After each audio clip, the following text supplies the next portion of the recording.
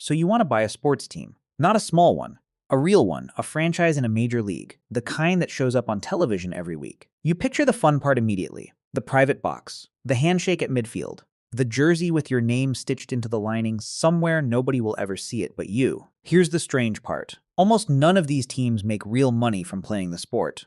Some lose money every single year on paper, and yet the people who own them keep getting richer year after year by staggering amounts. That's not a contradiction.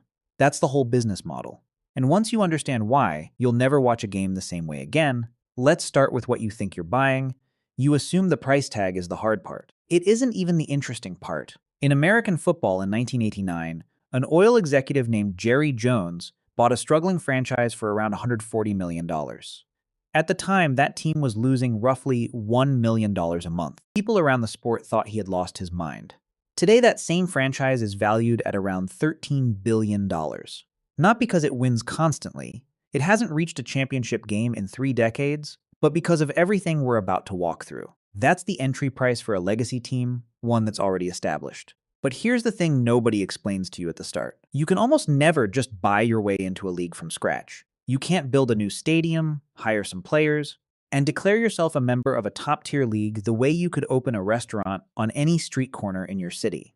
The league has to let you in. And the leagues that matter only let new members in when they decide to expand. And they make you pay for the privilege of diluting everyone else's slice of the pie. Right now, a new team joining a major basketball league in an expansion city is expected to pay somewhere between $7 billion and $10 billion just for the right to exist. That money doesn't build a single seat in a stadium. It gets split among the owners who are already there as compensation for the extra mouth at the table. Think about that for a second. You could pay $10 billion and still not own a single player, a single building, or a single ticket. You'd just own a license to play. This is the first thing you need to understand about this business, and it explains everything that follows. There is no such thing as free competition here. Anyone with enough capital can open a second coffee shop across the street from the first one. Nobody can open a second version of a major league team in the same market without the league's permission, and the league almost never gives it. Economists have a boring word for this. It's called scarcity. But scarcity that's created on purpose and protected by rule behaves less like a market and more like a private club with a members-only waiting list that never actually gets shorter. Compare it to diamonds. A diamond isn't rare because there are only a few of them buried in the earth. It's valuable because the supply reaching the market is deliberately controlled.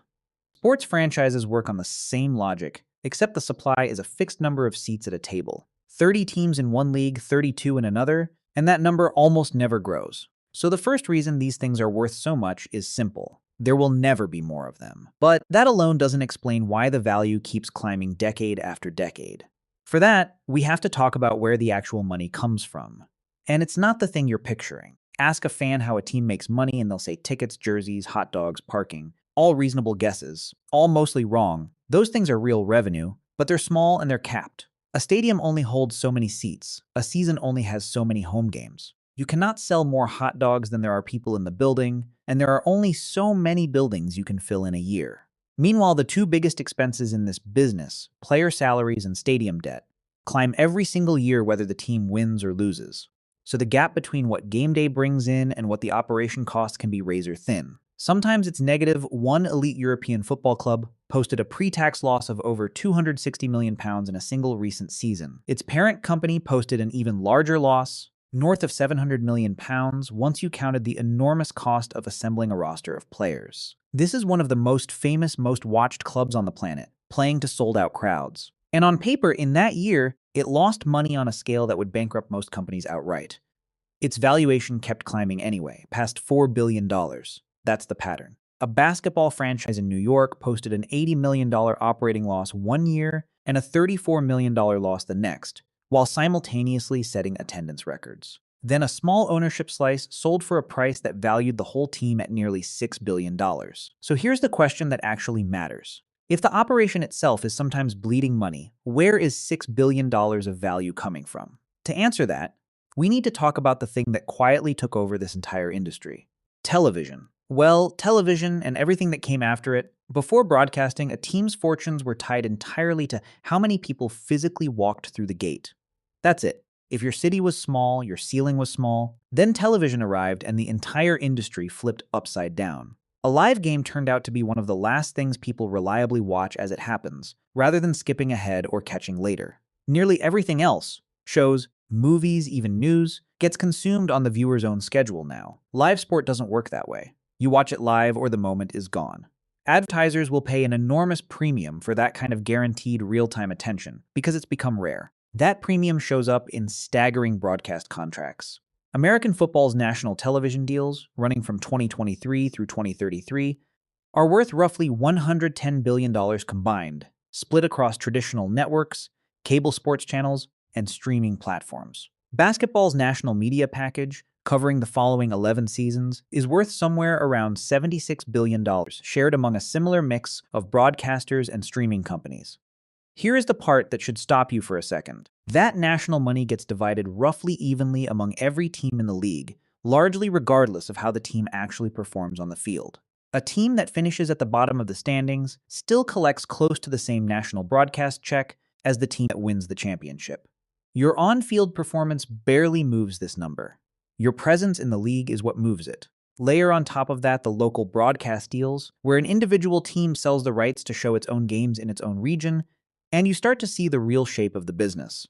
The game itself, the 3 hours on the field, is really just the content that justifies the contract. The contract is the business, but contracts alone don't explain why a losing team can still be financially stable. For that, we need to look at something most fans have never heard of. You'd think the richest teams, in the richest cities, would simply crush everyone else financially, buy every good player, and turn the league into a permanent parade of the same 3 winners. That would be logical. It's also exactly what the leagues have spent decades preventing, because a predictable league is a boring league, and a boring league loses viewers. So the leagues force teams to share. American football pools all national broadcast money and splits it equally. And on top of that, a little over a third of every team's ticket revenue gets thrown into a shared pool and divided evenly across all 32 teams. When you add it all up, roughly 2/3 of the league's football-related income gets shared equally. Whether you're in the biggest city in the country or one of the smallest, baseball takes a different approach. Every team contributes just under half of its local revenue, the money it makes locally from broadcasting, tickets, concessions, parking, into a central pool, which then gets divided evenly. That single mechanism moves more than $200 million a year from large market teams to small market ones. Basketball pools half of what's called basketball-related income and redistributes it to help balance the weaker markets, though it does require those smaller teams to hit a minimum revenue threshold first, so owners can't simply collect a check without trying. None of this is charity, it's insurance. If the small market teams go broke or become permanently hopeless, the whole league gets less interesting, ratings fall everywhere, and the big teams lose value too. So the rich teams subsidize the poor ones, not out of kindness, but because a healthy league is worth more to everyone than a lopsided one. That covers revenue. Now we need to talk about the other half of the equation, cost. Because the leagues control that just as tightly plural salaries are the single biggest expense in this business, and if left uncontrolled, the richest owners would simply buy every star player in existence. So most major leagues impose a hard limit on how much a team can spend on its roster in a given year. American football's version of this limit is strict. Heading into the 2026 season, the league-wide cap sits at just over $300 million per team, up more than $20 million from the year before, and roughly $100 million higher than it was just 4 years earlier. That's how fast this number moves. Teams also have to spend a minimum amount. They can't just hoard cash and field a cheap roster either. Basketball runs what's called a soft cap, meaning teams can go over the line under certain conditions, but the league punishes heavy spenders with an escalating luxury tax and a set of restrictions nicknamed aprons that limit what an overspending team is even allowed to do in trades and free agency. Cross a certain spending threshold and you start losing access to tools other teams still have. Cross a second, higher threshold and future draft picks can even get frozen. Why does any of this matter to you, the prospective owner? Because it means your biggest expense is not actually unlimited, and neither is your competitors. The cap exists to keep outcomes uncertain. Because, and this is the part that's easy to forget, fans do not pay to watch a guaranteed outcome. Nobody tunes in every week to watch the same team win by the same margin. Uncertainty is the product. The salary cap is what manufactures it. Between revenue sharing and salary caps, the leagues have built something unusual. It behaves less like a jungle where the strongest simply eat the weakest, and more like a cartel where every member has agreed to protect the value of the whole club. That protection is a huge part of why franchise values almost never collapse, even when individual teams lose on the field for years at a time. Now let's talk about the most controversial line item in the entire business. The building itself. A modern stadium can cost well over $1 billion to build. Here is the uncomfortable fact. Much of that money often doesn't come from the team owner. It comes from the public. One recent NFL stadium project came in around $2.1 billion, with roughly $1.26 billion, about 60% of the total, funded by taxpayers. Another came in at $1.4 billion, with about $850 million in public money behind it. A third came in at $2 billion, with about $750 million in public funding. How does a private business get a city to hand over hundreds of millions or even billions of dollars? Leverage. Because there are only so many teams in existence, and every city without one desperately wants one, an owner can credibly threaten to move the team somewhere else unless the city builds them a new home. Cities, afraid of losing the jobs, the pride, and the television exposure that come with hosting a major franchise, frequently give in. The economists who actually study this, independently of the leagues, have said for years that these public subsidies rarely deliver the broad economic boost that gets promised. Money spent on a ticket or a beer at the stadium is usually money that would have been spent somewhere else nearby anyway. A local restaurant, a movie theater, a bowling alley, it doesn't multiply, it just moves. But for the owner, the stadium isn't really about civic benefit. It's a private cash machine built substantially with someone else's money. Luxury suites, corporate naming rights, concerts and conventions during the off-season, these revenue streams often belong entirely to the owner, outside the revenue-sharing formulas we just discussed. In some cases, the real estate around the stadium eventually becomes worth more than the team that plays inside it. Which brings us to the part of this business that almost no fan ever thinks about at all. A game lasts about 3 hours. A season might give you 8 to 10 home games. That leaves the rest of the calendar year completely open, and the smartest owners in this business have figured out how to fill every single day of it. Around one stadium in the American South, an ownership group built a 77-acre neighborhood from scratch. Hotels, apartments, offices, restaurants, a concert venue, anchored by the ballpark but not dependent on it. The land underneath that development was worth around $5 million a decade ago. By 2022, it was worth roughly $736 million. In a single recent year, the district pulled in over 10 million visitors, and the majority of them, more than 7 million, showed up on days when there wasn't even a game happening. They came for the restaurant, the concert, the office job, the hotel room. A basketball team in the American Midwest did something similar downtown, building out a 30-acre neighborhood around its arena, collecting rent from the shops and offices instead of just ticket revenue from the games. This is the real shape of a modern franchise. It's not a sports team with a side business. It's a real estate and media company that happens to field a team, because the team is what draws the crowd that makes the real estate valuable in the first place. Meet Robert Kraft. Before he owned a football team, he was a paper and packaging businessman from Massachusetts who grew up going to games as a kid and decades later bought season tickets in the worst seat in the stadium just to be close to the team he loved.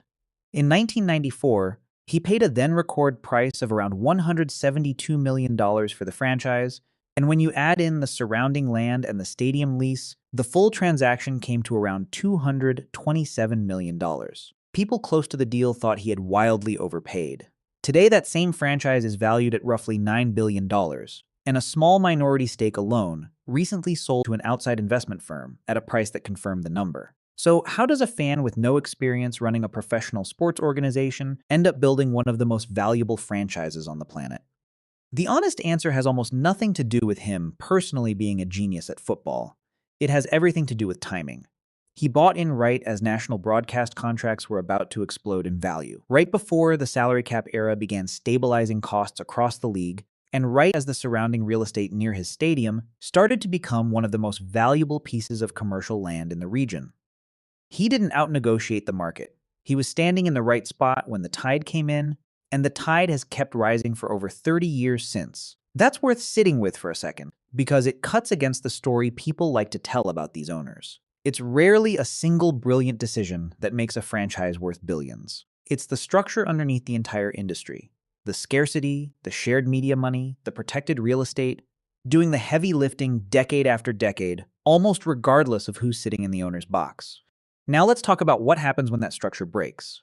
Even briefly, because it has, and the numbers involved are enormous. In 1994, Major League Baseball's players went on strike over a dispute about salary structure, and the season simply stopped in the middle of August. The World Series, which had been played every year since 1904, was canceled outright for the first time in 90 years. No games, no tickets, no local broadcast revenue, no concessions. For months, every single revenue stream tied to game day went to zero, while the fixed costs of running a franchise, stadium debt, staff salaries, long-term contracts, kept accruing regardless. The financial damage ran into the hundreds of millions of dollars across the league, and it took years for attendance to fully recover afterward, because a meaningful share of fans simply stopped trusting the sport and didn't come back right away.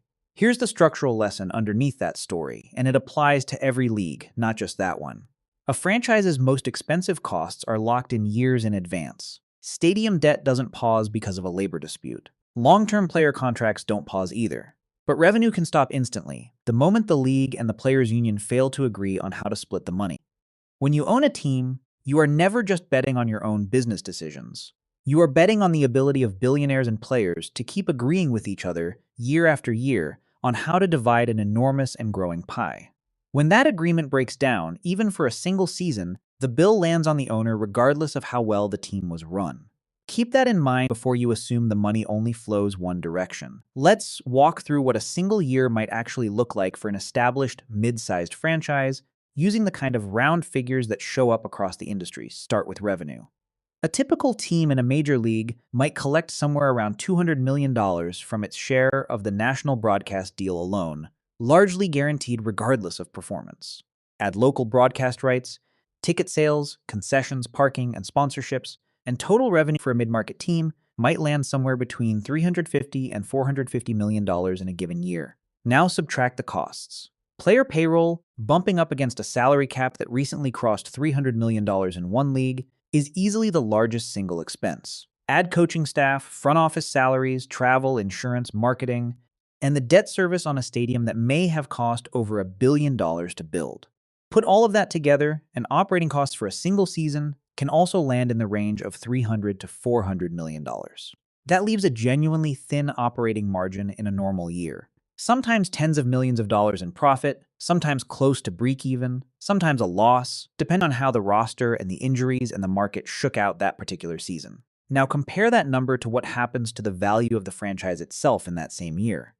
If media rights are climbing, if the local real estate around the stadium is appreciating, if the league just signed a new expansion team for $8 or $9 billion and reset the value floor for every existing franchise, the team's overall worth might climb by several $100 million. The very same year, the operating statement barely broke even. That gap is the entire business, condensed into one number. You are not really being paid for how well you ran the team last season.